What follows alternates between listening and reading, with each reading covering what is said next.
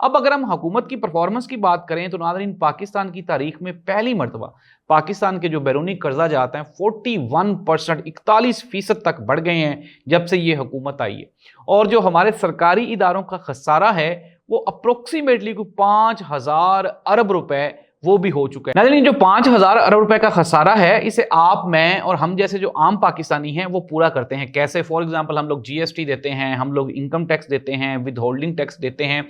इतने टैक्सेस हैं कि एक सांस में मैं आपको 50 टैक्सेस के नाम बता सकता हूं। ऑन द अदर हैंड जो ये जो हमारे टैक्स के पैसे हैं ये खर्च कहां पे होते हैं? ये होते हैं जिस तरह से एडीसीआर साहब सियालकोट वाले गिरफ्तार हो गए, इकबाल भंगड़ियाल साहब।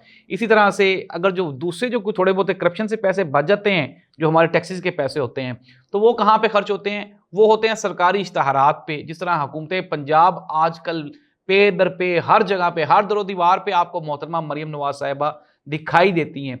अभी एक और कैंपेन लॉन्च की गई है जो सरकारी पंजाब के सरकारी इदारे हैं, जिस तरह से अभी रिसेंटली एक इदारा बना है ये इन्वायरमेंटल प्रोटेक्शन अथॉरिटी, ईपीए ईपा, तो उसको भी एक टास्क दिया गया है कि उन्होंने मोहतरमा मरियम नवाज साहिबा की प्रमोशन करनी है।